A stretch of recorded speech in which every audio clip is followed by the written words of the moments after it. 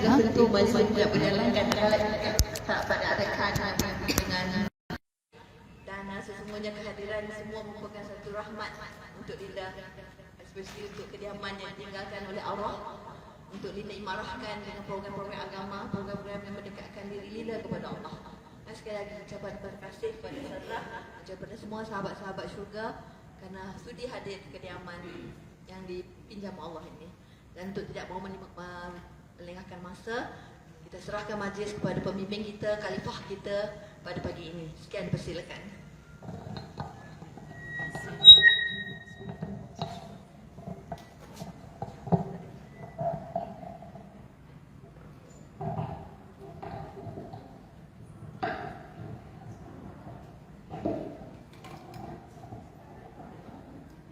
Subhanallah, Allahumma salli ala Sayyidina Muhammad, Allahumma salli ala Sayyidina Muhammad, Allahumma salli ala Sayyidina Muhammad. Kemudian hadirin.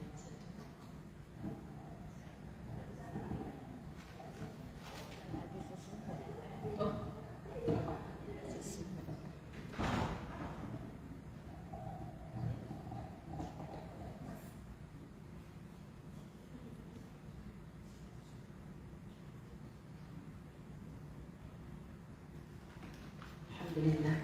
Bismillahirrahmanirrahim. Allahumma salli ala Sayyidina Muhammad, Allahumma salli ala Sayyidina Muhammad, Allahumma salli ala Sayyidina Muhammad. Mari sama-sama insya-Allah kita mulakan dengan Ummul Kitab. Semoga Fatihah ini khususnya sampai kepada junjungan besar Nabi Muhammad sallallahu alaihi wasallam, ahli keluarga baginda, sahabat-sahabat Nabi Muhammad sallallahu alaihi wasallam, tuan rumah ini sendirilah kekasihnya Datuk Linda. Mudah-mudahan Allah ampunkan dosa-dosanya, Allah kabulkan doa seluruh waris ahli keluarga yang ditinggalkannya dengan doa Allahumma ghfir lahu warhamhu, atau siapa saja kesayangan kita yang telah kembali ke rahmatullah dengan doa Allahumma ghfir lahu warhamhum wa'afihim wa'fu anhum. Moga-moga Allah ampunkan dosa-dosa mereka, Allah angkat tidak terhijab segala doa-doa kita untuk mereka. InsyaAllah kita hadiahkan mereka semua dengan Ummul Kitab. Al-Fatihah.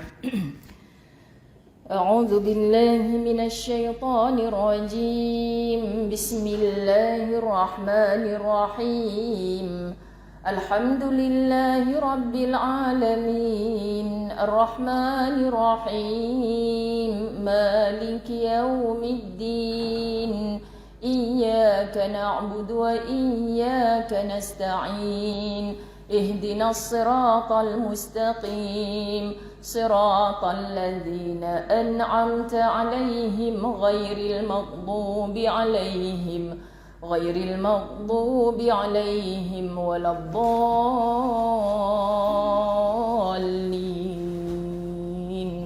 آمين. Bismillahirrahmanirrahim. Alhamdulillahi rabbil alamin, wassalatu wassalamu ala asyrafil anbiya'i wal mursalin wa ala alihi wa ashabihi ajma'in. Rabbi shrah li sadri wa yassir li amri wa hlul 'uqdatam min lisani yafqahu qawli. Rabbi yassir wa la tu'assir ya karim. Rabbi zidni ilma warzuqni fahma. Assalamualaikum warahmatullahi wabarakatuh. Apa khabar semua? Alhamdulillah. Okay. Pangkat bonda saya pun ada, okay. Pangkat lebih kurang usia sebaya 40-an pun ada. Adik-adik saya pun ada, seperti yang disebutkan oleh tuan rumah tadi, Datuk Linda, sahabat saya, Masya Allah. Mudah-mudahan ini adalah sahabat-sahabat syurga yang sebenarnya kita tak layak pun nak sebut kalimah itu, tetapi penuh dengan pengharapan. Saya pernah di awal PKP tempoh hari menerbitkan satu buku bertajuk Angan-Angan ke Firdausi. Semuanya orang berangan-angan nak masuk ke dalam syurga Allah Subhanahu Wa Taala, tetapi tak pernah ada cop di dahi. Kan, oh itu rasanya tu ahli syurga tu. Yang ni rasanya bukan ni. Tak ada siapa pun yang boleh cop, kan, dekat dahi kita masing-masing. Yang Allah pandang adalah hatinya. Rambut sama hitam, okay, walaupun sekarang kalau buka dah tak berapa nak hitam contoh, tapi Allah Subhanahu Wa Taala pandang hatinya. Jadi dengan hati yang penuh dengan ketakwaan, takwa itulah yang merupakan tiket utama masuk ke syurga Allah. So apakah itu takwa? Bahasa mudah kita nak faham adalah takut. Takut dihumban ke dalam neraka Allah, maka kita menjauh daripada neraka itu. Macam mana jalan-jalannya? Ada dah dalam Quran. Takut semata-mata takut Allah tak redha pada kita. Sebab nak buat apa je atas dunia yang Allah beri peluang untuk kita hidup ni, bukan ikut suka-sukanya kita. Mentang-mentang kita ada kaki yang sihat, suka hati akulah nak melangkah ke mana. Mentang-mentang ada kereta yang hebat, suka hati akulah nak bawa ke mana. Tapi ikut suka-sukanya Allah. Kan? Kalau Allah tak redha, walaupun kita suka, maka tak dapatlah kita untuk masuk ke dalam syurga Allah. Jadi jangan mudah-mudah kita menyebutkan tentang syurga tanpa kita berusaha sungguh-sungguh ke arah sana. Jadi insya-Allah dengan lafaz bismillah, dengan nama Allah kita mulakan pertemuan, yakni ukhuwah kita pada hari ini. Tak layak pun dinamakan kuliah mungkin, sebab kita datang untuk berukhuwah fillah. Lagipun pertama kali, kalau terus bagi kuliah kan demam pula masing-masing kan. Ustazah ni kemain pula bab pertama baru, kemudian bab kedua bila nak habis bab 10 ni. Kita banyak lagi kerja-kerja lain ni. Jadi ustazah bekalkan sahabat-sahabat sekalian dengan buku amalan harian. Saya pohon buku amalan harian ni jangan tulis nama dulu, jangan conteng dulu. Sebab buku ni untuk memudahkan saya sebenarnya nak mengajak sahabat-sahabat ukhuwah fillah yang pertama kali berjumpa khususnya, untuk kita menjemput kelembutan hati dengan selawat. Okay, selawat yang kita khususkan kepada junjungan besar Nabi Muhammad sallallahu alaihi wasallam pada muka surat 254. Muka surat 254. Selawat ni saya suka nak bacakan sebab ramai orang dah biasa dengar kat mana-mana. Okay, nanti jadi hujung kita pulangkan balik pada sahabat tim khidmat yang bersama-sama kita buku ni. Kecuali memang kita nak miliki dia lah, kan, nak miliki dia sekarang ni kita pinjam dulu untuk memudahkan. Sebab silap saya tak photostat awal untuk bawa. Jadi sahabat-sahabat muslimat dirahmati Allah, kita ambil muka surat 254 sebagai muqaddimah permulaan. Mudah-mudahan Allah lembutkan hati-hati kita, kerana apa yang kita buat pada hari ini adalah mengikut sunnahnya baginda Nabi Muhammad sallallahu alaihi wasallam. Pada muka surat 254 sama-sama kita. Salatullah salamullah ala taha rasulillah. Salatullah salamullah ala yasin habibillah. Salatullah salamullah ala yasin habibillah. Tawassalna bismillah wa bil hadi rasulillah wa kulli mujahidin lillah bi ahlil badri ya Allah wa kulli mujahidin lillah bi ahlil badri ya Allah. Salatullah salamullah ala taha rasulillah.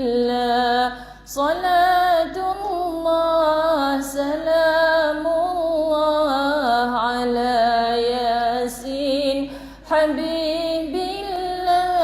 Salatullah salamullah ala yasin habibillah. Ilahi salimil ummah minal afati wan niqmah wa min hammi wa min ghummah bi ahlil badri ya Allah wa min hammi wa min ghummah bi ahlil badri ya Allah. Salatullah salamullah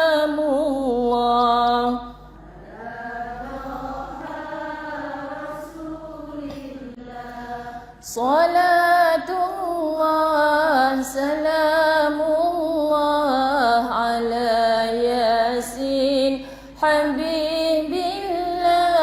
Salatullah salamullah ala Yasin Habibillah. Allahumma salli ala Sayyidina Muhammad. Setiap kali lisan kita berselawat bahasa Arab, kerana jahilnya kita tak faham pun keseluruhan maksud. Tapi cukuplah sahabat-sahabat muslimat dirahmati Allah melahirkan rasa cinta yang sesungguhnya kepada pemimpin agung, kekasih Allah Subhanahu wa taala, itulah dia baginda Nabi Muhammad sallallahu alaihi wasallam. Dan biasa saja bila kaki saya berada masuk sahaja ke kota Madinah Al-Munawwarah, atas bas saya akan pimpin jemaah. Jom kita datangkan rasa rindu yang sesungguhnya kepada baginda Nabi Muhammad sallallahu alaihi wasallam. Sebab daripada airport Madinah tu, perjalanan ke hotel kita di Madinah tak jauh mana, bukan macam perjalanan Madinah ke Mekah. Okay, jadi saya mengambil 4 baris yang di bawah tu, kalimah rindu kita kepada Rasulullah yang biasa kita sebut, mudah-mudahan mampu melembutkan hati-hati kita. Sebab hebat mana pun kita hari ini, kita harus mencontohi akhlaknya baginda Nabi sallallahu alaihi wasallam. Tak kenal maka tak cinta. Melalui majlis-majlis ilmu baru kita faham dan kenal kenapa Nabi sallallahu alaihi wasallam berhak untuk menjadi orang pertama paling kaya di kota Madinah Al-Munawwarah setelah berjaya membina daulah Islamiyah. Tetapi Nabi tidak memilih kehidupan yang begitu kerana Nabi sallallahu alaihi wasallam khawatir tidak ada rasa syukur. Jadi salah ke menjadi orang kaya? Tidak pernah salah kalau rasa syukurnya tinggi. Nabi sallallahu alaihi wasallam bagi tahu dah pada kita kenapa suka berkawan dengan orang-orang miskin, kerana nilai syukur mereka biasanya lebih tinggi. Tapi kita nak bahas tentang apa syukur itu ada di mana? Juga pada hati. Jadi kalau hati kita sentiasa bersyukur kepada Allah dengan jaminan Allah, la in syakartum la azidannakum, kita bersyukur, Allah pasti akan tambah nikmat kita. Nikmat yang paling indah, yang paling diakui oleh semua orang sampai ke umur hari ini, apa guna senang kalau tak tenang. Jadi nikmat yang paling berharga adalah tenang. Terkadang orang tersayang dah tak ada di samping kita, tapi berapa ramai yang mengadu datang pada ustazah, alhamdulillah ustazah, asbab Allah uji begitu, hari ini hati saya semakin tenang. Kerana apa? Makin banyak Quran yang dibacakan, makin banyak hadiah-hadiah doa kebaikan, maka mendekatkan kita dengan Allah. Sebab itu terkadang perancangan Allah itu kita akui benar-benar jauh lebih baik daripada apa-apa yang kita tak tahu. Dia ambil satu, dia lebihkan untuk kita melafazkan alhamdulillah ala kulli hal. Syukur yang banyak-banyak atas segala yang Allah takdirkan dalam kehidupan kita. Ini peranan baginda Nabi sallallahu alaihi wasallam. Jadi datangkan rasa cinta itu, datangkan rasa rindu itu. Hari ini mungkin ada yang resah jiwanya, gundah gulana kerana patutnya tahun ni dia dipanggil untuk menunaikan ibadah haji. Tapi ternyata hari ini ataupun besok hari terakhir untuk visa-visa terakhir.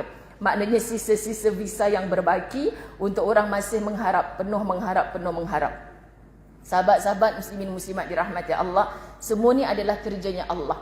Jadi kalau kita tak dapat berselawat di sana, menyampaikan Assalamualaikum ya Rasulullah, Assalamualaikum ya Nabiullah, Assalamualaikum ya Habiballah, jom kita banyakkan berselawat dengan hati kita rasa. Nanti semua kita akan berhimpun di mahsyar Allah. Bukan dalam keadaan yang ada ruang-ruang kosong macam ni, tidak. Hanya muat 2 telapak kaki kita saja. Mahsyar itu apa? Hanya muat 2 telapak kaki kita saja. Nak berdiri ganjak ke depan 1 inci, hai sana sikit aku sempit ni, tak boleh. Nak ganjak ke kanan sikit, ke kiri sikit, belakang sikit, tak boleh. Ini je tempat engkau di mahsyar, hanya 2 telapak kaki kita. Itu pun bangkit dari barzakh yang dulu tak buta, tapi kenapa mata aku buta ya Allah? Dulu aku tak buta ni. Kemana matamu nikmat itu digunakan ketika hidup di dunia? Ada yang dulu di dunia berjalan punya tegap, tegas, cergas, tapi bila bangkit dari barzakh menuju ke mahsyar, dia jalan dalam keadaan pincang kakinya, dalam keadaan yang sengit badannya, dalam keadaan terjelir lidahnya. Kenapa jadi begitu? Keadilan yang kita hidup di atas muka bumi Allah ni, ikut tak apa yang Allah perintahkan dan Nabi SAW tunjukkan akhlak pada kita. Justru bila ada rasa macam ni, sahabat-sahabat muslimat, bila kita melafazkan dengan kalimah yang kita faham, akan lunturlah kekerasan, takabur yang ada di hati kita, insya-Allah. kita alunkan sama-sama sebab orang masih lagi masuk ni rupanya. Okey, jadi biarkan yang sementara nak cari keselesaan, tarik nafas, kan kita dapat sama-sama mendengar rangkap 4 baris tu saja, muka surat yang sama selepas selawat tadi. Ya Rasulullah salamun alaik, kami rindu padamu. Ya Rasulullah salamun alaik, kami cinta padamu. Ya Rasulullah salamun alaik, kami rindu padamu. Ya Rasulullah salamun alaik, kami cinta padamu. Ya Rasulullah salamun alaik, kami rindu padamu. Ya Rasulullah salamun alaik, kami cinta padamu. Allahumma salli ala Sayyidina Muhammad. Lisan kita berselawat di sini pada waktu ini, pada hari ini sahabat-sahabat, ibarat kita bertemu malaikat Allah, kita cakap sampaikan salam kita kepada Nabi sallallahu alaihi wasallam. Kalau kita dapat mengucapkan salam assalamu alayka ya Rasulullah di bawah Qubbatul Hadra, kubah hijau di dalam raudhah berhampiran dengan makam Nabi Muhammad sallallahu alaihi wasallam, dipandang oleh Nabi ibarat kita ziarah dan bersalam berjabat tangan dengan Nabi saat hidupnya. Jadi bukan semua kita mampu, subhanallah, memerlukan ongkos untuk terbang ke sana. Macam haji contohnya, ramai orang yang ternanti-nanti tak dipanggil lagi. Adakah kamu hina di sisi Allah? Tidak. Terus berharap kepada Allah dalam keadaan sehat, sebelum kiamat, sebelum tamat riwayat hidup kita, Allah jemput dan izinkan kita untuk menunaikan rukun Islam yang kelima, insya-Allah. Tapi andai sampai ke akhir hayat belum lagi ada peluang-peluang yang begitu, sahabat-sahabat muslimat dirahmati Allah, terus bersangka baiklah dengan Allah. Lisan yang benar-benar rindu kepada Nabi sallallahu alaihi wasallam adalah lisan yang sentiasa berselawat kepada baginda Nabi. Kita gambarkan suasana di mahsyar Allah Subhanahu wa taala yang mungkin kita faham daripada mana-mana asatizah telah bercerita kepada kita. Syurga neraka takkan tergambar di mata, tak pernah terdengar di telinga. Tapi kenapa hari ini kita diajak oleh Ustazah Zai bagaimana kisah-kisah dalam Quran hadis Nabi sallallahu alaihi wasallam, bila Nabi satu hari nanti di sana panggil kita sebagai nama ummati, mana umatku. Kita pun kata akulah umat Nabi Muhammad sallallahu alaihi wasallam. Tapi kaki kita tak bergerak ke hadapan menuju Nabi sallallahu alaihi wasallam untuk pimpin tangan kita meneguk air dari telaga Kautsar. Berdiri di mahsyar yang kepanasan sejengkal cuma matahari. Okay, saya akhir Ramadan, masya-Allah, ke Baitullahil Haram, cuaca 50 darjah Celsius itu biasa. Jadi bila ada anak-anak Arab ketika tawaf, mereka spray muka kita, tak tahulah mak ayah depa ajar buat pahala gitu kot. Kalau tak ada takwa, tak ada iman, rasa macam nak jilat jari yang meleleh dekat muka kita ni. Tapi kenapa orang tak telan pun air tu? Masya Allah, inilah dia iman. Orang tak tahu, orang tak nampak, tapi kita kata Allah tahu, Allah nampak. Kenapa kita tak ada rasa itu ketika kita balik daripada Baitullahil Haram, ketika menjauh daripada jasadnya Nabi Muhammad sallallahu alaihi wasallam? Sebab kita takut cinta tu hanya di lisan, tapi kita tidak praktikkan. Jadi hari ini sahabat-sahabat muslimat dirahmati Allah, poster yang mungkin kita terima dalam handphone kita masing-masing adalah bertajuk Korban Cinta. Baru ready nak start, mukadimah dia setengah jam. Are you ready? Masya Allah. Setengah jam subhanallah. Jadi kita nak sebut korban cinta ni sempena bila Datuk Linda tanya, Ustazah dah tak boleh pimpin solat tasbih hari ni, walaupun itu perancangannya, tak apa, insya-Allah ini petanda satu hari nanti kita akan datang lagi. Sebenarnya jadual saya di utara hari ni sahabat-sahabat muslimat dirahmati Allah, tapi ada perkara yang terpaksa saya awalkan. Maka saya cakap dengan Jaja, bukan Datuk Linda hari tu ajak buat program ilmu dekat rumah dia. So bagilah masa ni dekat Datuk Linda tu, yang Datuk Linda kata terkejut mengejut tu. Okay, jadi saya pun tak sempat nak bertanya kepada tuan rumah, boleh saya sebarkan ke poster ni. Jadi syukur juga tak sebar apa ni Datuk kan, sebab ni rupanya ramai kawan-kawan yang Datuk jemput, masya-Allah. Sebab apa sahabat-sahabat muslimat dirahmati Allah, kalau Ustazah sebar sejak semalam, orang-orang yang berhampiran sini rasanya memang semua pakat nak datang lah. Sebab kita dah 2 tahun kan tak dapat bersalam-salaman, tak dapat nak berdakap-dakapan. Jadi program-program ilmu seperti ini kalau ada peluang memang orang berebut nak datang. Jadi betulkan niat kita hari ini bukan sebab Datuk Linda jemput. Allah jemput kita sebenarnya. Okay? Kita bukan tak ada program lain. Semua kita dah atur program macam-macam. Tapi Allah Subhanahu Wa Taala pilih kita pada waktu yang sekejapan ini, 24 jam yang Allah beri untuk mendengar satu nasihat daripada agama, kerana agama ini adalah nasihat, ad-dinun nasihah. Okay, Ustazah Zai tolong bacakan sahaja, tolong sampaikan sahaja. Kita sama-sama sedang memburu redanya Allah Subhanahu Wa Taala melalui nasihat-nasihat agama. Kenapa bila ditanya Ustazah nak cakap pasal apa? Ustazah nak cakap pasal korban cinta. Sempena dengan bulan ibadah korban, bulan Zulhijjah. Jangan ada dalam mana-mana keluarga Islam yang tak sedar ini adalah bulan Zulhijjah. Okey, hanya sedarnya okey 1 Julai. Tahun ni cukup mudah Allah bagi kita ingat. 1 Julai bersamaan dengan 1 Zulhijjah. Jadi sangat cantik. Jatuh pula 1 Zulhijjah tu pada hari Jumaat yang berkat. Kita kalau pandang tarikh-tarikh istimewa ni jatuh pada hari berkat, penuh dengan kemuliaan. Kalau kita tak rebut manfaat yang Allah jamin rahmat turun padanya, Masya Allah, itulah hati yang sedang bermaksiat. Minta maaf ke? Sebab dia tak sedar apa ada pada Zulhijjah. Di Radio Aikim pada 2015, mereka jemput giliran saya untuk slot tarbiyah. 4 bulan ketika itu kontrak untuk slot tarbiyah. Saya mulakan dengan satu tajuk, meraihkan Zulhijjah. Jadi DJ ketika itu, kenapa nak meraihkan Zulhijjah Ustazah? Jadi Ustazah sebut macam ni saja. Bila hujung tahun kita dapat hadiah kalender. Contoh kan hadiah-hadiah kalender. Apa yang kita tengok dulu? Oh, anak-anak cuti sekolah bila? Lepas tu kita Google AirAsia, bila tiket murah? Itu dulu kita dah plan dah. Padahal Disember tahun ini yang kita nak pergi holiday tu Disember hujung tahun depan. Confirm kita tak tahu lagi hidup ke tidak. Tiba-tiba March PKP kan, kita pun tak boleh. Ingatkan dulu 2020 kereta boleh terbang, rupanya kapal pun tak boleh terbang.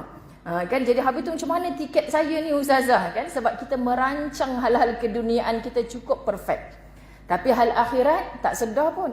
Jadi Ustazah Hajar, ingat tak sekarang ni bulan apa? Bulan Zulhijjah. Kita orang Islam kalau disuruh faham Januari, Februari, Mac, April, pakat hafal 12 bulan ni. Kalau saya tanya seorang-seorang buat kuis, Datuk Linda ada hadiah ke tidak ni? Kan? Lepas Muharram apa? Sudah Ustazah jangan tunjuk aku ni. Lepas Safar apa? Lepas Zulqaidah apa? Tak ingat lah Ustazah. Lepas Mac apa? Automatically April. Tapi kalau bulan Islam, dia kena nyanyi dulu. Okey, saya ingat. Cucu saya hantar pergi tadika Islam, hari-hari nyanyi Ustazah. Muharram, Safar, Rabiul Awal, Rabiul Akhir, Jamadil Awal, Jamadil Akhir, Rajab, Sya'ban, Ramadan, Syawal, Zulqaidah, Zulhijjah. Oh, baru hafal kan? Sebab dinyanyikan. Banyak macam tu. Surah dalam Al-Quran ada berapa? 114. Lepas surah Al-Anfal, surah apa kak? Tahulah Ustazah tak ingat. Tapi kalau nyanyi laju je. Al-Fatihah, Al-Baqarah, Ali Imran, An-Nisa'ul Ma'idatul An'amul A'raf. Hafal? Kan? Kenapa? Sebab kita menghafal lagu-lagu lain. Yang sepatutnya kita hafal tadi tu kita tak hafal. Supaya mudah 114 surah tu cerita tentang apa di dalamnya. Justru sahabat-sahabat muslimat dirahmati Allah, jujur pada diri. Hari ini tiba dah bulan korban, bermula 1 Zulhijjah tempoh hari Nabi SAW yang sebutkan apa amal pun yang kita buat dalam bulan ini, ringkasan kepada hadis tersebut, semuanya pahalanya digandakan oleh Allah Subhanahu Wa Taala. Allahu Akbar. Kita buat apa? Hari ini ke majlis ilmu, pahala dia tak sama dengan kita ke majlis ilmu di luar bulan Zulhijjah 10 hari. Contoh demikian. Sahabat datang bertanya, walaupun pahala orang menuju ke medan jihad ya Rasulullah, ya, pahala yang kamu buat kebaikan dalam 10 hari Zulhijjah ini, Dia tak boleh sebut, meremang bulu roma sahabat. 1 hingga 10 Zulhijjah ni kalau kamu buat kebaikan, lebih besar pahalanya daripada orang yang menuju ke medan jihad. Kecuali orang yang pergi ke medan jihad itu sah sebagai orang yang mati syahid kerana gugur dalam peperangan. Itu memang balasannya syurga.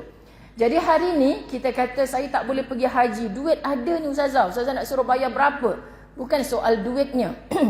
Hari ini kota kita sampai panggilan daripada tabung haji. Ramai kan kawan-kawan kita tabung haji panggil dah. Tapi semalam seorang anak murid saya, Ustazah akhirnya akak terbang seorang. Kan abang tak boleh pergi. Jemputan daripada tabung haji tu 2 nama. Tapi abang tak boleh pergi. Medical problem. Kan sekarang tahun ni kita diuji macam tu. Maknanya saya kata jemputan tabung haji saja, belum jemputan Allah. Luar biasa tahun ni sahabat-sahabat untuk kita berfikiran duit tak mesti kita sampai ke sana. Last minute ni orang kata ada visa yang jual. Semalam kami dalam satu kereta sembang. Ustazah biar betul ni. Ada orang kata boleh pergi naik jet peribadi ni pergi haji. 500,000 je suruh bayar. Ustazah sengih je sahabat-sahabat dirahmati Allah jadi modal ceramah. Siapa suruh sahabat tim khidmat semalam bercerita? Kisah benar ni. 500,000 je seorang lagi pula menjawab. Ustazah kalau macam tu mesti tak ada masalah kat sana. Bohong. Kalau pagi tadi kami belajar dalam latahzan satu hadis, kalau dihimpunkan seluruh manusia untuk memberikan satu mudarat kepada kita, takkan berlaku mudarat kalau Allah kata tak berlaku mudarat itu. Dan kalau Allah Subhanahu Wa Taala nak memberi manfaat, berkumpul seluruh manusia untuk menghalang manfaat itu, Allah tetap akan sampaikan manfaat itu kepada kita. Kamu sampai, betul mungkin kerana duit kamu, tapi kalau Allah nak beri masalah, tetap akan berlaku. Justru kita tak boleh buang masalah, kita tak boleh buang ujian. Tapi berkat hauqallah kepada Allah, kita mengadu, aku lemah, engkau kuat, ya Allah maka bantu aku. Sahabat-sahabat muslimat dirahmati Allah, kita akan rasa kerdil sekerdil-kerdilnya, aku tak boleh buat apa-apa. Contohnya dalam fasa Covid, betul kan? Kita ada duit tapi kita boleh pergi mana ketika itu? Tak boleh ke mana-mana. Apatah lagi nak bergembira. Orang mati kita tak boleh nak pergi ziarah. Allahu Akbar. Masya Allah, bapak saya di kampung Datuk Keramat Kuala Lumpur menangis. 16 orang total dalam keluarga meninggal kerana Covid. Bukan adik-beradik, bukan anak beranak, tapi anak-anak penakan dia. Dulu dia sakit, aku pergi ziarah. Sekarang mati, kenapa halang bapak nak pergi ziarah? Tak boleh pak, nanti kena tangkap polis. Polis mana berani tangkap aku? Oh, tu kau main, bapak saya hebat. Kan dalam usianya lebih 80 tahun tak pernah jumpa penyakit macam ni. Pelik dah aku ni. Jawapannya Allah berkehendak. Jadi sahabat-sahabat, kat mana lagi kita nak tahu tentang diri kita? Gah mana pun apa yang kita korbankan dalam kehidupan. So haji kita tak dapat dah. Jadi kawan-kawan kita yang di sana berpanas, nanti kita faham kata Nabi SAW, Al-Hajju Arafah. Ma makna Al-Hajju Arafah? Yang buat haji ni susah payah macam mana pun mesti berhimpun di Padang Arafah. Kalau dia tak berhimpun di Padang Arafah, nak relax-relax sajalah, Arafah tu susah payah, kamu jangan balik dengan gelaran haji atau hajjah. Yang sakit di hospital pun dibawa dengan ambulan untuk berkumpul walau sekejap di Padang Arafah. Kerana yang namanya haji mesti berada di Arafah. So kita yang tidak berada di Arafah, nak terbang semata-mata berada di Arafah, tak mungkin. Maka Nabi bagi tahu dengan kita untuk kita berpuasa sunat hari Arafah. Kita dah puasa 6 hari di bulan Syawal, tempoh hari. Macam kita berpuasa, sahabat-sahabat dirahmati Allah, setahun. Allah Subhanahu Wa Taala beri kepada kita kemudahan-kemudahan untuk beribadah. Tapi kita tak rebut. Bila kita berpuasa pada hari Arafah, orang yang kat Malaysia ni saja. Tetapi orang yang berada di Padang Arafah tidak digalakkan pun untuk berpuasa. Kerana mereka berpanas di Padang Arafah itu lebih afdal. Memunajatkan doa di Padang Arafah itu lebih baik. Subhanallah, jadi rugilah orang yang tidak berada di Arafah pada musim haji dan mereka bergelar jemaah haji hujjaj pada tahun itu. So kita terhalang, itu perkara pertama, tak boleh buat haji. Kemudian sahabat-sahabat muslimin muslimat dirahmati Allah, ada ibadah yang kedua bila masuk pada 10 Zulhijjah. Apakah itu? Fasalli li rabbika wanhar. Allah suruh kita solat dan Allah suruh kita menyembelih binatang korban. Kalimah nun, hara dalam kalimah wanhar itu maksud buat sembelihan. So bukan nama ibadah korban kalau tak ada binatang yang disembelih. Sebab mulanya syariat tentang ibadah korban ini, sahabat-sahabat muslimat dirahmati Allah, itulah dia melalui Nabi Ibrahim alaihissalam. Nabi Ibrahim alaihissalam menceritakan tentang mimpinya kepada putera kesayangan yang dah mula faham bahasa orang dewasa. Aku bermimpi diperintahkan oleh Allah, oleh Tuhan untuk menyembelihmu wahai Ismail. Fasatajiduni insya-Allah, engkau akan dapati aku ni wahai ayah seorang yang tergolong di kalangan as-sabirin, orang-orang yang sabar. So dalam nak beribadah memang kena sabar. Okay? Nak beribadah memang kena sabar. Kita tak suka macam ni tapi Allah suka macam ni. So kita pilih kaedah ataupun cara yang Allah suka. Subhanallah, sahabat-sahabat dirahmati Allah. Menyembelih binatang apa saja yang disyariatkan, tanya pada diri. Hari ini 4 Zulhijjah. Kita dah ada ke belum binatang korban? Yang boleh nampak di mata kita, sunnah memilih sendiri binatangnya, sunnah kita pandang waktu sembelihan sehingga darah jatuh ke tanah. Saat itulah kita boleh meniatkan berdoa, ya Allah, seperti mana gugurnya darah binatang ini ke tanah, maka engkau gugurkanlah sebanyak mana pun dosa-dosa aku pada tahun ini, walaupun dia sunat muakkad. Tapi saya ustazah tak boleh nak tengok lembu disembelih, kan? Saya ni mabuk darah contoh, walaupun sembelih belakang rumah kita je. Okay, sahabat-sahabat, bukan wajib. Korban kita bukannya batal kalau kita tak melihat perkara-perkara tersebut, kerana itu adalah sunnah. Jadi ilmu ni sangat penting.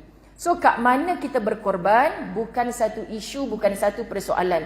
Tapi tanya, dalam pada duit kita bermewah-mewahan, itu mampu, ini sempat, tapi tahun ini kita tak masuk satu bahagian pun korban. Dalam satu bahagian itu masih dikirakan bagi orang yang banyak tanggungan perbelanjaan lain. Tapi kalau mampu bukan satu bahagian, tapi 1 ekor lembu yang kita korbankan pada tahun itu. Syariat lembu, unta boleh bahagi 7. Tapi kalau kambing jangan suka-suka kita nak bagi 7 pula. Kan? Ustazah, saya masuk kambing besar ni saya booking ni. Saya nak share satu nama mak saya, nama bapak saya. Tak boleh sebab kambing disyariatkan 1 ekor untuk 1 bahagian. Jadi sahabat-sahabat, kalau habis tu saya dah bayar kambing ni mahal, macam mana suami saya, macam mana anak-anak saya? Niatkan pahala korban ini untuk sekeluarga, hatta untuk seluruh rakyat Malaysia, tak salah. Tapi masa kita nak sembelih tu jangan bagi sampai 7 nama untuk seekor kambing. Pitam ustaz ni nak sembelih tu nanti kan. Dahlah lembu sampai berapa ratus ekor, ada 7 nama untuk 1 ekor. Kemudian kambing pun ada berapa ekor pula, 7 nama lagi. Jangan tukar syariat yang telah Allah tetapkan. Apa syariat ni? Jalan-jalan untuk kita sampai kepada Allah. Jadi kalau kita buat suka-sukanya kita, ustazah, lagi seekor kambing, lagi saya letak 70 nama, lagi bagus kan? Masya Allah kan? Itu ikut mata hati kita sahabat-sahabat. Tapi bukan mengikut syariat Allah. Sebab tu sekarang bahasa patuh syariat. Apa sahaja kita patuh syariat ke tidak? So dalam kita melakukan ibadah korban, sebenarnya kalimah korban itu daripada bahasa yang kita biasa guna.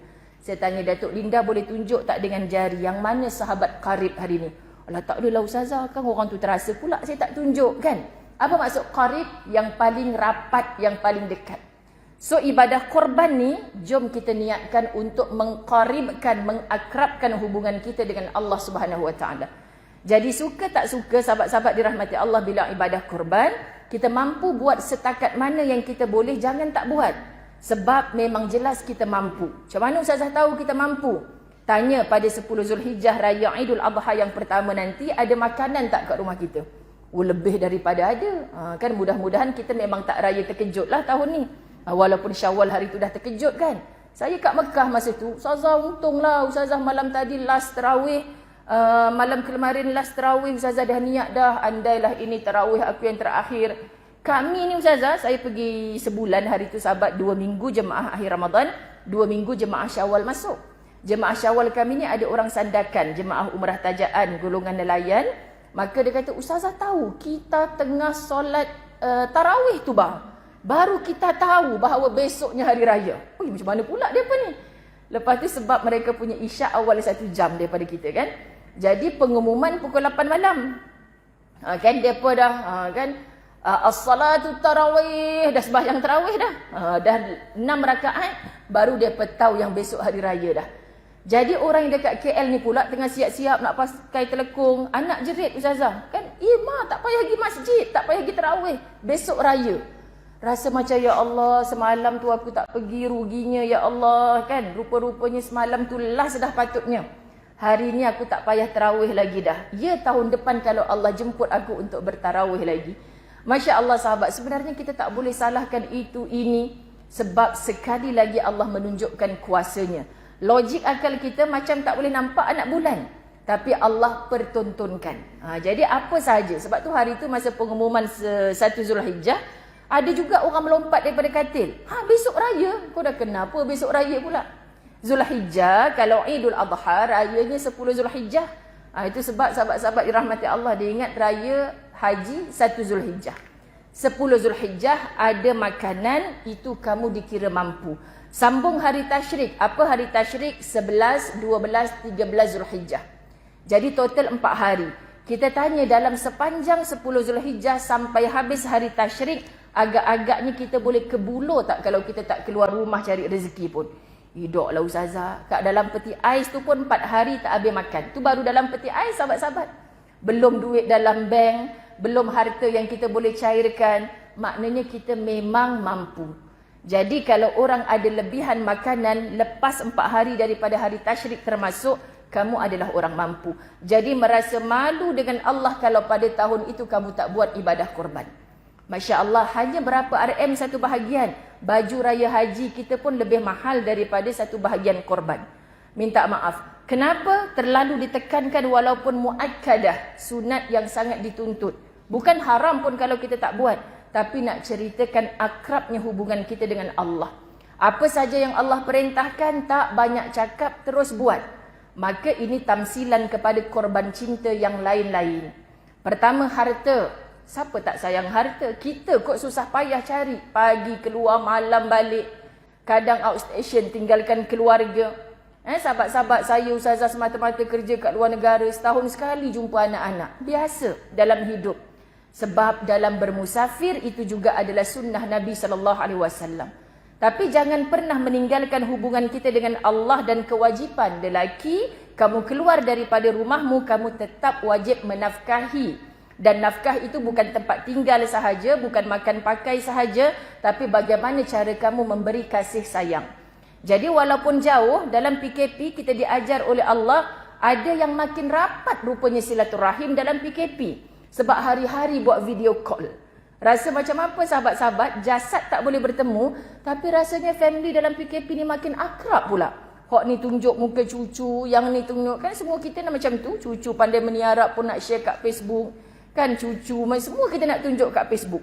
Dulu-dulu tak tunjuk. Bila dah PKP ni, sahabat-sahabat dirahmati Allah lah, ni cucu PKP. Boleh berjalan dah cucu PKP aku. Subhanallah. Jadi akrab, jadi rapat. Di situ nilai kasih sayang tak mestinya melekat tubuh, duduk sebelah-sebelah. Tapi kalau hati kita melekat semata-mata mengharapkan redanya Allah, banyak yang kita sanggup korbankan. Untuk apa sahabat-sahabat dirahmati Allah? Tak apalah sayang, mama hantar kamu pergi madrasah. Sebulan sekali baru jumpa. Kalau yang luar negara tu mungkin 4 tahun tak balik langsung. Mak nak hantar kamu ni, mak tak ada duit. Nak ziarah kamu setiap kali waktu hari raya tak ada duit. Maka dia niat wakafkan anak itu untuk ke jalan Allah. Berpisah-pisah sementara ketika berada di dunia. Engkau kuatkan aku, kuatkan anak aku ya Allah. Mudah-mudahan di akhirat sudah tidak ada pisah-pisahnya lagi. Ini yang kita niatkan sahabat-sahabat dirahmati Allah. Itu baru pasangan hidup kita, baru anak-anak yang kita sayang. Sebab macam mana pun perpisahan atas dunia ini kita sebutkan, kita pasti akan ada pertemuan. Walaupun tidak hadir di hadapan mata, kita boleh bertanya khabar secara dalam talian. Sekarang ni, cuba bayangkan PKP berlaku pada zaman kita makan ubi kayu dulu. Kan, duduk saja, nak main WhatsApp pun tak boleh. Handphone pun tak ada. Agak-agaknya apalah yang kita kerudit. Faham tak kerudit tu apa? Apa aku nak buat ni kan? Cabut ubi kayu, lepas tu rebus dah. Habis rebus tak habis aku goreng. Sedaplah juga makan buat minum petang. Tapi muslimat hari ni, orang 2 tahun dalam online kuliah, saya bertemu bukan saja seluruh Malaysia tapi sampai ke luar negara. Subhanallah, muslimat Melbourne contoh, setiap hari Khamis buat kuliah. Daripada Jerman, kuliah untuk Ramadan. Kemudian golongan-golongan yang dulu saya tak pernah jumpa. Kami ni Ustazah ex-LGBT. Terkejut saya sahabat-sahabat dirahmati Allah. Tapi PKP mengajar kami putus semua sumber. Tak boleh nak cari rezeki lagi dah. Rezeki dia sebut tu sahabat-sahabat muslimat. Jadi dia kata saya nak belajar. Saya ni dulu anak imam ustazah. Umur 40 tahun lebih dah sekarang ni. Baru sedar muka dia tak laku dah. Nak jadi bapa ayam pun dah tak boleh dah. Dia kata dia cerita. Maka hari ini dia kumpulkan kawan-kawan dia nak belajar secara dalam talian. Kita ngajar menggigil-gigil tubuh sahabat-sahabat dirahmati Allah. Asyik baik dalam talian. Kalau berdepan risau saya, disentuh saya, lelaki ke perempuan ni risau kita. Kan? Sebab apa? Sebab dia nak belajar. Hatinya nak kembali pada Allah. Kan? Ada satu grup nak belajar. Pramugari semua. 20 orang ustazah saya ada. Syukur Alhamdulillah saya dah lama bekerja dalam bidang tu. Saya nak sangat menutup aurat sempurna tapi kerja saya tak mengizinkan. Bercerita dengan ustazah, saya tak ada modal nak berceramah kalau mereka tak bercerita pada saya. Tapi Allah paksa kali ini dan saya berdoa kalau boleh biarlah PKP ni panjang lagi. Ustazah telah naik dia, sabar je lah dia ni. Kita punyalah biarlah cepat berakhir. Sebab dia kata dengan begini maka saya boleh tutup aurat dengan sempurna. Saya tak ada cara lain nak cari kerja ustazah. Masya Allah. Dan akhirnya dah tamat kontrak sebagainya. Habis PKP mereka pun tak dapat sambung. Mereka pun meneruskan dengan pakaian yang demikian. Rupanya macam-macam cara Allah nak tarik kita kembali kepadanya. Subhanallah, kita yang tak nampak sahabat-sahabat. Jadi kalau datang offer yang baru, inilah antara contoh korban cinta. Kalau tadi harta, saya cinta kerjaya saya ni ustazah, saya tak boleh kalau saya tak kerja dalam bidang tu. Apa yang dia korbankan bila dia dekat, akrab, karib dengan Allah. Ya Allah, jumpakan aku dengan sumber rezeki yang lain untuk menafkahi keluarga aku ya Allah.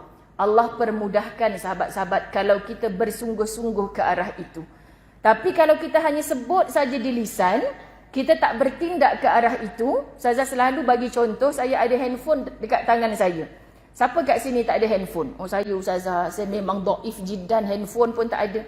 Ana ambil ni, saya nak bagi free-free saja. Tapi duduk sandar lagi kat tiang tu. Memang tak bertukar tangan lah handphone saya ni. Maka kena bertindak. Bangun, datang, ambil, jumpa. Allah kata rezeki milik aku, hidayah milik aku. Siapa nak cari rezeki, kita bersungguh kan. Pagi keluar, pergi outstation sana sini, tinggalkan isteri kadang-kadang. Subhanallah, dalam pada kita nak membesarkan rumah, isteri kita pun makin besar, tapi kasih sayangnya semakin kecil. Kecil, terasa makin jauh sahabat-sahabat. Kan kat sana kalau tak rasa takut dengan Allah, macam-macam dosa yang dia buat. Dan yang ditinggalkan tak diajar untuk akrab dengan Allah pun macam-macam dosa yang dibuat. Kalau kita kata bermusafir berjauhan itu salah, berapa banyak para sahabat Nabi yang bertukar negara kerana diutuskan oleh Nabi SAW. Muaz bin Jabal, kat mana tempat dia untuk berdakwah? Sahabat-sahabat Nabi dihantar oleh Nabi tanpa apa-apa media sosial. Tapi bila balik, masih ada cantuman kasih sayang kepada keluarganya. Kerana apa yang dia korbankan? Kita tak perlu mengorbankan agama kita untuk kelihatan hebat di atas dunia. Subhanallah, sebab pemilik langit Allah, pemilik dunia Allah, yang ada di antara langit dan bumi milikkannya Allah, mutlak. Tak ada siapa yang boleh rampas kalau Allah nak beri. Tak ada siapa yang boleh cantas kalau Allah nak beri. Allah tak pernah salah alamat, sahabat-sahabat dirahmati Allah. Jadi nak membersihkan hati kita ni terlalu banyak yang kita nak korbankan. Tak payah peristiwa besar-besar lah. Ustazah, kenapa ya sejak saya nak pakai tudung sempurna ni, kawan-kawan dah mula tinggalkan saya. Masya Allah, sahabat-sahabat dirahmati Allah. Kita tak disuruh memutuskan hubungan dengan sesiapa yang kita pernah cantum ukhuwah dan silaturahim dalam agama. Sebab Nabi dah sebut, la yadkhulul jannah, tak masuk syurga bagi orang-orang yang putuskan silaturahim. Jadi macam mana kita nak sebut nak masuk ke syurga? Tadi Datuk Linda sebut sahabat-sahabat syurga saya, meremang bulu roma saya. Jumpa ke tidak? Orang bila jumpa ustazah, kalau tak jumpa saya nanti dalam syurga, tolong cari saya, panggil saya. Cakap confidentnya dia ni Ustazah Muzayyanah masuk syurga. Saya menggigil tubuh bila orang cakap macam tu. Aku ni belum tentu lagi syurga ya Allah. Beria kita buat belum tentu lagi. Jadi kalau dah macam tu baik tak payah buat Ustazah. Kita buat suka-sukanya kita. Sekurang-kurangnya kat dunia kita dapat untung, walaupun ke akhirat nanti rugi. Allah, kesiannya orang yang hanya berfikir mengikut logik akalnya semata. Quran mengajar kita bukan demikian. Apa yang kita syahadahkan, sahabat-sahabat muslimat dirahmati Allah, asyhadu an la ilaha illallah wa asyhadu anna Muhammadar Rasulullah. Itu ikrar kita. Semalam di TV Al-Hijrah kan, Amy tanya dekat Ustazah macam mana keterikatan kita dengan kalimah syahadah. Imam Ghazali memberi 3 perkara. Pertama, sahabat-sahabat dirahmati Allah, apa yang mengikat hati kita selama ni? Kita sepatutnya merasa diikat dengan kalimah syahadah tu. Kamu nak makan-makan tak salah, tapi mana yang Allah suka, mana yang Nabi bagi tahu pada kita. Antara contoh akhlak Nabi, Nabi dihidangkan dhab. Kan? Tak ada pun kata haram untuk dimakan. Tapi Nabi tak suka. Bila Nabi tak suka, Nabi tak ambil makanan tu. Nabi diam. Sahabat ambil, sedapnya sampai tulang-tulang makan ni. Tapi Nabi tak kata, geli aku tengok engkau makan ni. Sebab Nabi tahu Allah tak larang. Kenapa Nabi nak menghalang? So tak pernah ada kecaman. Makanan apa yang dihidang kat depan ni tak nak, jangan ambil. Sebab Allah kata halal, jangan kita haramkan. Benda yang Allah kata haram, kita pula nak menghalalkan. Ustazah, tak apalah walaupun orang Cina ke yang masak, orang non-Muslim. Tapi halal ni rasanya Ustazah, sebab yang masak ni adalah orang Melayu kita. Contoh, sahabat-sahabat dirahmati Allah, ada banyak pilihan tapi kita memilih yang ragu-ragu. Jadi tolong tanya pada hati kita secara jujur. Kita bukan nak cerita hal-hal diskriminasi. Nabi sendiri bila ditanya oleh sahabat yang nak menyembelih kambing, kan sembelih kambing ni Nabi suruh bagi dekat jiran yang beragama Yahudi sebelah rumah. Non-Muslim dia suruh hantar makanan sebelah rumah untuk mengakrabkan hubungan. Tapi isteri orang perempuan kan suka macam tu. Tak iyalah bang, kau orang Islam pun kat sebelah tu. Kan orang perempuan suka gitu daripada zaman Nabi dulu lagi. Masya Allah, kita makan kita-kita je. Lepas tu kata sahabat, bila Nabi perintahkan aku kena buat. Jadi pergi hantar makanan, tak salah sahabat-sahabat untuk mengakrabkan hubungan. Tapi bila dalam syariat korban, kita tak boleh beri binatang korban kita itu walaupun sedikit dagingnya untuk orang non-Muslim. Okay? Bila akikah, sunat dimakan dalam keadaan dagingnya dimasak. Bila korban, sunat diagihkan daging yang mentah. Jadi daging mentah ni kita boleh kawal lagi. Kan kita bagi kat jiran sebelah. Lepas tu si Ah Chong kata, you bagi apa kat semua jiran-jiran? Daging korban. Lepas tu kenapa I tak dapat? Alah macam mana pula aku nak berkuliah depan si Ah Chong ni? Kan? Serba salah. So kita boleh pergi pasar beli 1 kilo daging pergi bagi ke Ah Chong. Bukan niat nak menipu, nak menjaga agama kita. Ah Chong tak tahu pun kecuali kita habaq kat dia lah. 1 kilo ni aku beli dekat pasar tani tadi. Kan kau tak boleh. Kalau aku cerita pun bukan dia faham. Ataupun mungkin dia berkecil hati, makin dia menjauh dengan agama kita. Tapi dalam kenduri akikah, kita jemput semua jiran-jiran kita. Sahabat-sahabat, contoh, termasuklah Ah Chong datang. Kan alamak, dia makan pula daging akikah aku ni. Macam mana pula aku nak buat ni? Takkan nak masak kurma, masak gulai untuk Ah Chong lain periuk pula. Kan Ah Chong pun makan. So, bila mana kita rasa termakan, untuk ambil yang paling baik, yang paling afdalnya sahabat-sahabat, gantikan sebanyak mana. Contoh, Ah Chong makan tadi 2-3 ketul je kot. Aku belilah setengah kati kat pasar, bila-bila aku buat masak lain bagi dekat orang yang halal pula untuk makan. Ulama bahas juga, bahkan kalau kita tak ganti pun tak apa dalam akikah kerana berhak untuk kita memberi makan dalam keadaan daging itu masak. Subhanallah, korban lain, akikah lain. Faham cara kita untuk apa mengakrabkan. Sebab tu dalam korban ada 3 bahagian. Kita masuk seekor lembu, nama saya saja. Daging saja solid 90 kg. Maka daripada 90 kg, 30 kg daging tu berhak kita ambil. Nak buat kenduri kendara sebagainya terpulang.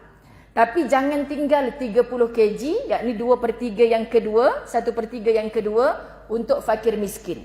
Kat mana nak cari fakir miskin ni sahabat-sahabat dirahmati Allah? Kat KL ni cukup payah. Cukup payah. Okay? Kemudian kalau kita sanggup mencari, Ustazah kata payah, saya biasa buat program kebajikan dekat flat sekian-sekian. Gaji RM800 Ustazah mana cukup? Gaji 1,500 pun sekarang tak cukup. Tengah-tengah bulan mereka dah menadah. Abang saya sendiri dekat flat PPR Jalan Ipoh. Kan sebagai imam kat surau tu bila tengah bulan selalu Ustaz minta maaf nak pinjam beras. Allahu Akbar. Saya kata senang orang duk bagi duit fidyah kat aku ni, pergi beli beras, pergi bagi dekat orang-orang yang memang tak mampu. Dari segi nampak duduk kat KL, tapi beras habis tengah-tengah bulan tak mampu nak beli beras. Masya Allah sahabat-sahabat, sebenarnya ramai syaratnya kita cari. Tapi siapa kita untuk mencari? Subhanallah sahabat-sahabat. Kemudian 1/3 yang seterusnya kita bagi kepada siapa? Itulah dia kalau ada kejiranan sebagai hadiah. So kalau ada orang kata saya tak makan daging kurban ni untuk fakir miskin saja. Kamu terlupa, kamu sombong dengan Allah. Kenapa sombong dengan Allah? Sebab bagian itu adalah kerana hadiah untuk mengikat kasih sayang. Kalau tidak, tak jumpa Datuk Linda tak buat program macam ni, tak jumpa kot kejiranan. Kan? Sebab saya dengan jiran sebelah rumah saya pun baik, berwhatsapp hampir tiap hari. Saya sangkut makanan kat dia, dia sangkut makanan kat kita. Jumpanya, kita keluar, dia masuk. Dia masuk, kita keluar, sahabat-sahabat. Tunggang terbalik hidup dekat KL ni. Dinding ni bertemu. Tapi tak jumpa. Ya Allah Ustazah, teruknya kita ni berukhuwah. Dia pergi Mekah Ramadan dengan agensi lain. Saya pun pergi Mekah. Kami boleh berhari raya sama-sama pula. Kak, balik KL kita tak pernah dapat beraya bersama macam ni. Teruk benar sahabat-sahabat muslimat. Jadi hati ni kena ada keterikatan dengan Allah. Tu Imam Ghazali kata, terikat dengan siapa? Terikat dengan Allah. Kedua, sahabat-sahabat dirahmati Allah, al-qalb, yakni hati ni tak ubah macam kita masak air yang bila dia dah mendidih, apa tu? Menggelegak. Maka hati ni jap berkumpul dengan orang baik, kita rasa nak jadi baik. Bila berkumpul dengan orang jahat, kita pun terlupa kebaikan yang kita pernah buat. Alah, dia tu tak sembahyang, okey je. Dia tu tak bayar zakat, okey je. Tak apalah aku kawan dengan dia, asalkan hati aku baik. Suka hati mokcik dia je. Asalkan hati aku baik. Kan? Aku tak ikut cakap Allah pun tak apa, asalkan hati aku baik. Kita balik nanti nak bertemu dengan siapa? Kita nak bertemu dengan Allah. Semua yang kita sandarkan di dunia ni semuanya akan hancur berakhir. Sahabat, kalau kita faham ada kehidupan orang-orang putih yang tidak beragama. Kan kalau kita tengok dekat internet, kita kata rumah ada bawah tanah macam ni. Mereka buat banglo siap-siap bawah tanah. Sebab mereka faham cara Al-Quran menterjemah kepada kita. Nanti bila kiamat, habis dunia ini semuanya akan hancur terbongkar. Jadi dia faham yang ada di atas tanah. Kalau dia buat rumah bawah tanah, kan yang kat bawah tu selamat lagi untuk jadi kubu pertahanan dia. Sedangkan Quran menceritakan yang dalam tanah pun Allah akan muntahkan pada hari kiamat. Kat mana lagi kita nak lari? Masya Allah, saat kita nak lari tu sahabat-sahabat dirahmati Allah, kita nampak mak kita duduk ujung sana. Mak, dulu mak orang yang baik, solehah. Tolong bantu saya, tolong saya. Tak ada siapa yang boleh saling bertolong bantu. Jadi hari ini sahabat-sahabat muslimat dirahmati Allah, tanya pada hati kita. Apa yang kita korbankan adalah benda yang kita suka, benda yang kita cinta. Kalau semata-mata lillah, kita tidak akan merasa lelah dengan pengorbanan yang kita lakukan. So nak dapat menjadi hamba yang solehah di sisi Allah, banyak perkara-perkara lelah yang kita buat, tetapi bila kita sandarkan kepada Allah, pasti sahabat-sahabat dirahmati Allah, kita akan merasa bugar jiwa kita, datang ketenangan luar biasa. Kerana apa? Aku telah melakukan apa yang Allah suka, bukan mengikut apa yang aku suka, apa yang iblis suka, apa yang nafsu suka. Jadi korban cinta ini sepanjang Ramadan, jom kita tengok takwanya Nabi Ibrahim alaihissalam.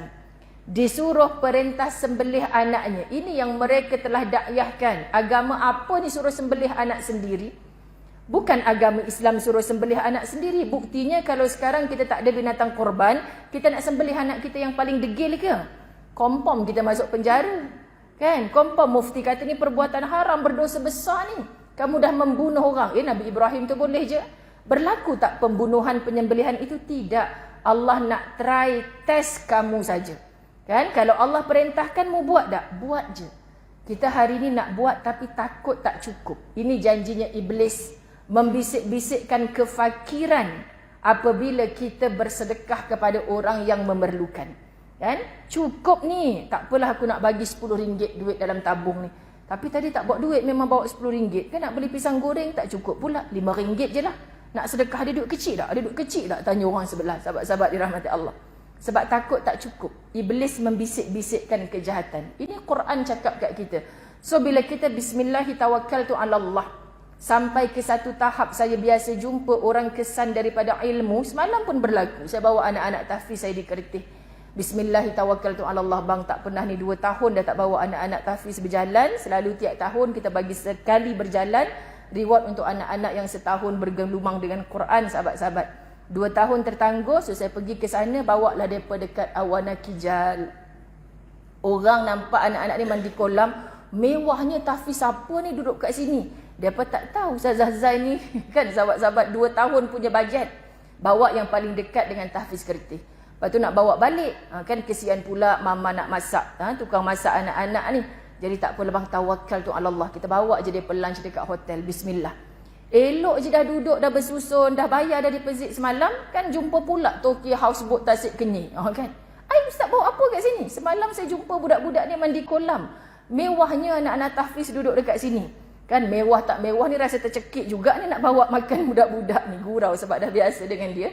Dia orang Terengganu tapi tak sangkalah pula jumpa kat situ. Oh, saya on the way balik dari Kuantan, ustaz. Kan penat, rasa rehatlah sekejap tu malam kat sini. Kan ustaz, saya tak tahu nak bagi apa kat ustaz, tapi ini je yang ada dalam dompet. Ustaz punya jahat, ustaz kata apa? Yang memang itu je dalam dompet dia yang. Yang abang pelik ni dia bagi semua. Faham tak sahabat-sahabat dirahmati Allah? Kita kadang-kadang rasa macam mana? Bercakap bukan main. Tapi nak keluarkan yang bukan semua tu sahabat. Ya, aku ni pun ada benda aku nak buat juga sekejap lagi ni. Biasa je saya dah jumpa orang bila istiqamah, jumpa tabung RM1 masuk, RM1 masuk, RM1 masuk. Tabung pun dah kenal. Makcik RM1 dah datang dah. Saya cakap dengan mak saya dulu arwah di Masjid Al-Akram, Datuk Keramat tu, sahabat-sahabat, mak saya mesti akan masuk RM1. Ni bahasa saya dekat mak saya. Mak ni, ya Allah, tiap waktu dia pergi masjid, tabung pun dah kenal mak. Tukarlah mak, RM2 pula. Iyalah, aku buat tiap waktu. Kau ada masuk masjid tiap waktu RM1. Masya Allah, istiqamahnya tiap waktu sampai dia dah tak boleh pergi masjid. Tapi kesan bila kita sahabat-sahabat istiqamah dengan yang sedikit, yang kecil, kita tak berkira. Asal ada je orang susah apa ke bahagi. Budak-budak datang, kau dengan budak-budak jangan cakap kasar-kasar. Budak-budak ni ingat sampai tua. Bila mak cakap, kau ingat makcik yang dulu tu meninggal dah. Mati dah mak. Alhamdulillah, Alhamdulillah budak ni. Sebab dulu garang sungguh makcik kawan mak kita tu. Tapi bila makcik yang asyik bagi dia gula-gula, asal jumpa bagi duit RM1 kan. Mati dah kawan mak tu. Ya Allah mak, ya Allah kesiannya. Ingat lagi tu orang tu dulu baik dengan. Terus mak hari tu buat sedekah dekat satu tempat, niatkan dekat acik tu.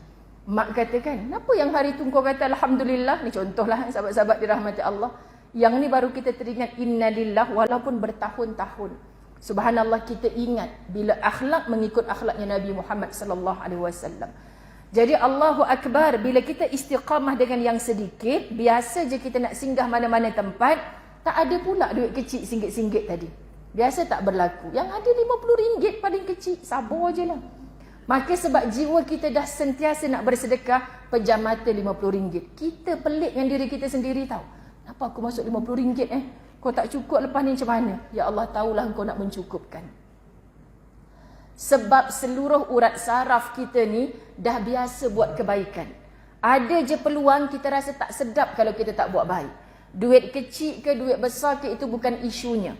Masya Allah sahabat-sahabat, kesan apa ni? Kesan sentiasa mendengar perkara-perkara baik. Jangan sampai mati harta kita, sahabat-sahabat dirahmati Allah, duk keluar ini. Oi, kain kafan tak ada poket, kau bukan boleh bawa balik mati pun. Kita kalau sekarang buat bisnes online kan, owner kemain lagi, kita nak berniaga seperti sahabat Nabi. Oh kan, Ustazah gelak je bila tengok macam tu. Tapi lifestyle kita ni macam sahabat Nabi ke tidak? Sebab bila matinya mereka tidak pun mengikut apa yang telah dipertontonkan oleh sahabat Nabi. Berapa ramai 10 orang sahabat Nabi yang dijamin syurga, tetapi mereka mati dalam keadaan tak punya apa-apa. Subhanallah sahabat-sahabat dirahmati Allah. Kita nak belajar perkara-perkara macam ni, Allahu Akbar. Jangan pernah berkira dan jangan takut mengorbankan apa yang kita ada kalau kita tahu pengorbanan itu adalah untuk Allah semata-mata. Okay? Orang puji, alhamdulillah segala pujian untuk Allah. Tapi kita dah buat baik pun orang keji. Ustazah, saya dah buat baik, orang keji. Kata untuk Allah. Kenapa kita kisah dengan kejiannya orang?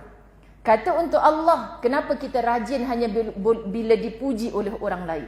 Masya Allah sahabat-sahabat, bukan mudah nak menjaga hati. Maka hati-hati dengan hati, korbankan apa yang kita cinta semata-mata mengharapkan keredaan Rabbul Izzati. So kata Imam Ghazali yang terakhir daripada 3 tadi, Masya Allah, teruskan buat apa saja yang halal di sisi Allah. Bila kita dah belajar, kita tahu benda tu benda halal ke haram. Yang halal terus buat. Yang baik terus buat. Perkara baik akan menutup segala kejahatan. Dulu saya jahat Ustazah, tak payah cerita kat orang. Jangan cerita kat Ustazah, hari ni pertama kali kita jumpa. Saya nampak akak sebagai orang baik insya-Allah. Tak payah cerita kat Ustazah siapa akak dulu. Kita kan nak berkawan ke depan. Kita tak jalan undur ke belakang. Maka sahabat-sahabat teruskan kebaikan sampai kita bertemu dengan titik kematian. Penyesalan dan taubatan nasuha itu insya-Allah akan memadamkan kejahatan-kejahatan yang pernah kita lakukan. Ini bukan jaminan para asatizah, tapi ini jaminan Allah Subhanahu wa taala. Okey, jadi saya nak sebutkan dalam buku amalan harian ini contohnya ada pada muka surat tadi, sahabat-sahabat dirahmati Allah. Saya nak ajak kita untuk bersama-sama pada muka surat 254 lagi. Okey, mengenali Allah yang maha lembut, mengenali Allah yang maha pengampun, mengenali Allah yang maha ar-razzaq, yang mengurniakan rezeki, mengenali Allah yang maha penyayang. Bila dapat kasih sayangnya Allah, yakni rahmat, kita tak risau dah dengan apa yang kita tak dapat atas dunia. Hilang kasih sayang makhluk, kita tak risau. Sebab apa? Kita dah bertemu dengan kasih sayangnya Allah. Luar biasa hebat, luar biasa tenang yang kita dapat. Masya Allah. Jom sama-sama kita hayati. Sebab kalau ustazah kuliah nanti ada yang sakit, peha tak larat kan. Kalau nyanyi lupa pula kan sakit peha. Masya Allah. Tapi di sini pun kita dapat juga ilmu insya-Allah. Okay, sahabat-sahabat kita bersama-sama.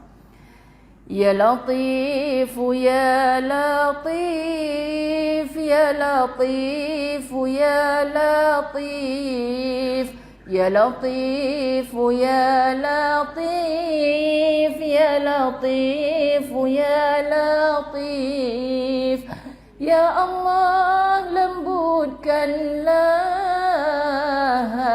hati-hati kami. Ya Allah, lembutkanlah hati-hati kami.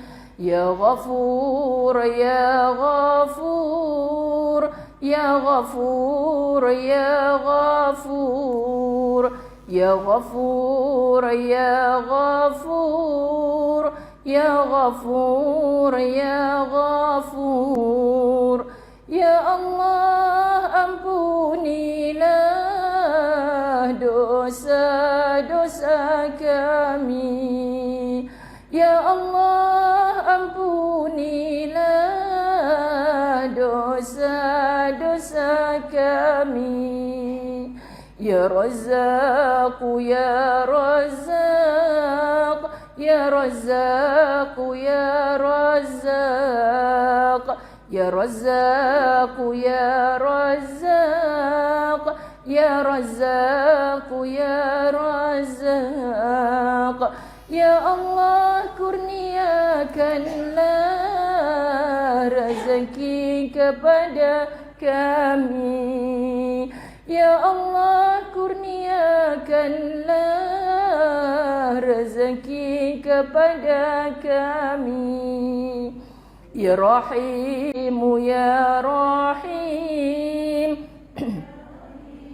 Ya Rahim, Ya Rahim, Ya Rahim, Ya Rahim, Ya Rahim. Ya Allah, sayangilah ke atas diri kami. Ya Allah, sayangilah ke atas diri kami. Ya Allah, Ya Allah, Ya Allah, Ya Allah, Ya Allah, Ya Allah, Ya Allah, Ya Allah, Ya Allah, Ya Allah, Ya Allah, Ya Allah, Ya Allah, Ya Allah, Ya Allah, Ya Allah. Maka bergementarlah hati orang-orang yang beriman apabila disebutkan nama Allah sepatutnya. Tapi bila kita disebutkan nama Allah, kita tak punya rasa apa-apa, something wrong somewhere. Sahabat-sahabat dirahmati Allah, jom sama-sama kita perbaiki Zikir yang terakhir bawah ni kita biasa dengar, tapi kadang-kadang kita tak faham apa naluri kita, jeritannya. Sebab semua hati-hatinya Allah siapkan pakejnya untuk mendekat dengan Allah. Tapi kita cari ke tidak? Sebab dari duduk dalam perut mak kita dulu kita dah mengaku Tuhan kita sebenarnya adalah Allah. Tapi bila kita sudah mula boleh bertindak atas dunia ni, kita terlupa, bahkan kita mengakukan diri kita banyak daripada kita tunduk di hadapan Allah. Sama-sama. Hasbi Rabbi Jalla Allah ma fi qalbi ghairullah. Hasbi Rabbi Jalla Allah ma fi qalbi ghairullah. Cukuplah Allah di hatiku, tiada yang lain selainnya. Cukuplah Allah di hatiku, tiada yang lain selainnya. Alhamdulillah. Korban cinta, sahabat-sahabat, cuba buka muka surat terakhir. Saya tak nak nyanyikan keseluruhan rangkap lagu ini. Okay, mungkin sahabat-sahabat kita ada yang nak cepat. Kita dah 1 jam ni. Saya nak mengajak pergi kepada perenggan yang keempat. Cuba faham sungguh-sungguh perenggan yang keempat. Daripada zaman sekolah dulu saya selalu suka dengan lirik lagu ini. Cuba dengar betul-betul, kaitkan dengan hati kita. Banyaknya selama ini kita berkorban, berjuang. Apa yang kita dapat sebenarnya? Ujian menimpa, menekan di jiwa, tak sanggup meneruskan perjuanganku. Mihnahmu itu penghapus dosaku, mengganti hukumanmu di akhirat. Ini bentuk ujian. Okay, ujian sahabat-sahabat dirahmati Allah takkan berakhir selagi mana kita bernafas atas muka bumi Allah. Kalau yang hidupnya senang, lenang, rasa tak pernah ada ujian, sahabat-sahabat, itulah ujian. Sebab dalam senang berapa ramai diuji makin jauh dengan Tuhannya. So itulah ujian. Sebab lagi banyak nikmat kita dapat atas dunia, lagi panjang soal jawab kita di hadapan Allah. Berhati-hati dengan ujian berbentuk nikmat. Sebab dalam ujian berbentuk musibah ada ramai orang makin dekat dengan Allah. Alhamdulillah. Jadi kadang-kadang kita tak sanggup meneruskan perjuangan kita ni. So agama memahamkan kita tentang mihnah. Mihnah ini satu ujian yang bertalu-talu, satu tribulasi dalam kerja dakwah, dalam apa sahaja, semua kita pasti melalui. Pandanglah mihnah itu sebagai penghapus dosa.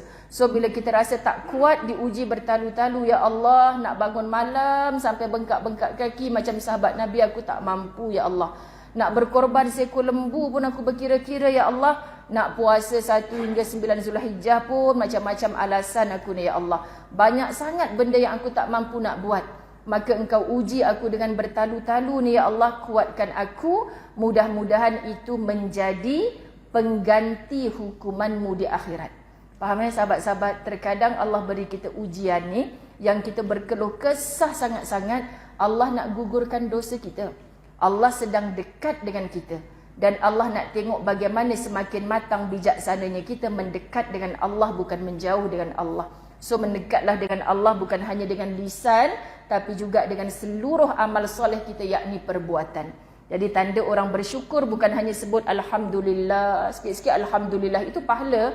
Tapi tangannya masih bermaksiat, kakinya masih bermaksiat, lidahnya masih bermaksiat, itu bukan syukur.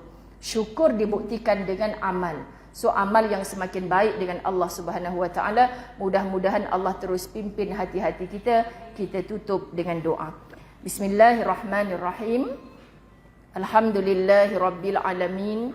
Wassalatu wassalamu ala asyrafil anbiya'i wal mursalin wa ala alihi wa ashabihi ajma'in. Ya Allah, Ya Rahman, Ya Rahim, Ya Arhamar Rahimin. Kami pohon kepadamu dalam keberkatan bulan Zulhijjah yang kami raikan ini, wahai Allah. Engkau pandang kesungguhan kami untuk menghadirkan diri kami ke majlis-majlis yang Engkau redai. Kami berhimpun dalam Raudatul Jannah, taman-taman syurga di atas muka bumimu ini, Ya Allah. Engkau pilihlah nama-nama kami di kampung akhirat kelak, terpilih sebagai ahli jannah, ahli syurga yang sebenar, Ya Allah. Kami pohon hapuskan, ampunkan segala dosa dan kesalahan kami yang tidak terhitung banyaknya, Ya Allah. Takutnya kami dimatikan dalam keadaan dosa-dosa kami yang tidak sudi Engkau ampunkan, Ya Allah. Maka ampunkan segala dosa dan kesalahan kami sebelum tarikh kematian kami, Ya Allah. Ampunkan juga dosa-dosa pasangan kami, suami kami, lelaki-lelaki yang melindungi kami, wahai Allah. Kasihani mereka yang terpikul di atas bahu mereka pelbagai tanggungjawab yang akan ditanya satu persatu ketika berseorangan berdiri di hadapanmu di mahsyar kelak, Ya Allah. Kasihani mereka, berikan mereka petunjuk, hidayah dan taufiqmu agar mampu mereka memimpin tangan-tangan kami ke jalan-jalan syurgamu, mampu mereka menarik tangan-tangan kami daripada jurang-jurang api nerakamu, Ya Allah. Ampunkan juga dosa-dosa anak-anak dan seluruh keturunan kami, Ya Allah. Mereka lah Islam di masa akan datang. Kasihani mereka, Ya Allah. Berikan mereka petunjuk, hidayah dan taufiqmu. Jangan Engkau gelincirkan anak-anak kami daripada landasan Quran dan sunnah Nabi Muhammad sallallahu alaihi wasallam. Kami pohon kepadamu, Ya Allah. Ampunkan juga dosa-dosa ibu dan ayah yang kami kasihi, Ya Allah. Kasihani ibu dan ayah kami yang sedang tua, sakit dan uzur berada di penghujung usia. Engkau izinkan ibu dan ayah kami sentiasa mampu beribadah sehingga ke akhir hayat mereka, Ya Allah. Ibu dan ayah kami yang telah berada di barzakh, Engkau lapangkan kubur mereka, Ya Allah. Engkau terangkan kubur mereka dengan cahaya Rabbanimu, Ya Allah. Kasihani ibu dan ayah kami seperti mana mereka mengasihani kami sewaktu kami kecil dahulu, Ya Allah. Air susu ibu yang mengalir di seluruh tubuh jasad kami, jadikan semua itu sebagai asbab dosa-dosa ibu diampunkan. Keringat ayah yang mengalir kerana membesarkan dan memberi nafkah kepada kami, jadikan semua itu sebagai asbab dosa-dosa ayah diampunkan, Ya Allah. Kami rindu ibu dan ayah kami, Ya Allah. Kami rindu ibu dan ayah kami, Ya Allah. Kami rindu ibu dan ayah kami, Ya Allah. Engkau izinkan pertemuan di kampung akhirat kelak bersama orang-orang yang kami sayang, bersama ibu dan ayah kami, Ya Allah. Itulah di dalam syurga tempat istirahat yang penuh dengan nikmat. Kami pohon, Ya Allah, cantum eratkan akan hati-hati kami, berkasih sayang kami semata-mata mengharapkan keredaan-Mu, Ya Allah. Ibadah korban yang telah Engkau syariatkan pada tahun ini, Ya Allah. Engkau ajarkan kami untuk menyembelih nafsu kami, wahai Allah, yang sentiasa tunduk kepada nikmat dunia semata, Ya Allah, yang terlupa akan tempat istirahat yang Engkau janjikan hasil berpenat-penatnya kami di muka bumimu ini, Ya Allah. Maka kami pohon anugerahkan kami hati yang ikhlas, anugerahkan kami hati yang sentiasa bersyukur atas segala nikmat yang Kau berikan kepada kami, Ya Allah. Hidupkan kami dengan iman, matikan kami dengan iman, bangkitkan kami di mahsyar bersama orang-orang beriman, dan masukkan kami ke dalam syurga-Mu bersama orang-orang yang beriman itu, Ya Allah. Kami pohon kepadamu, andai Engkau mentakdirkan kami mati, Ya Allah, matikan kami dalam husnul khatimah, kesudahan yang baik, Ya Allah. Matikan kami dalam radiyatan mardiyah, kami redha bertemu denganmu dan Engkau jauh lebih redha bertemu dengan kami, Ya Allah. Matikan kami dengan qalbun salim, hati yang benar-benar sejahtera, Ya Allah. Pimpin hati-hati kami ke jalan-jalan yang Engkau redai, Ya Allah. Engkau hijab kecenderungan hati kami daripada mencintai maksiat kepadamu, Ya Allah. Rabbana atina fid dunya hasanah wa fil akhirati hasanah wa qina adzabannar wa qina adzabannar wa qina adzabannar. Jauhkan kami dari azab neraka-Mu yang menyala-nyala, Ya Allah. Wa sallallahu ala sayyidina Muhammad walhamdulillahi rabbil alamin. Alhamdulillah, maaf zahir batin sahabat-sahabat muslimat dirahmati Allah, kekanda bonda yang pertama kali mungkin bertemu. Saya pohon ampun maaf, okay? Mungkin ada banyak sangat kelancangan bicara yang saya tak pernah nawaitukan untuk menyakiti hati sesiapa. Cuma satu, mudah-mudahan Allah satukan hati-hati kita insya-Allah atas nama la ilaha illallah Muhammadur Rasulullah. Wabillahi taufik wal hidayah. Assalamualaikum warahmatullahi wabarakatuh. Minta maaf, buku tu boleh serahkan balik kepada sahabat tim khidmat, kecuali yang nak memilikinya boleh buat bayaran kepada sahabat tim khidmat RM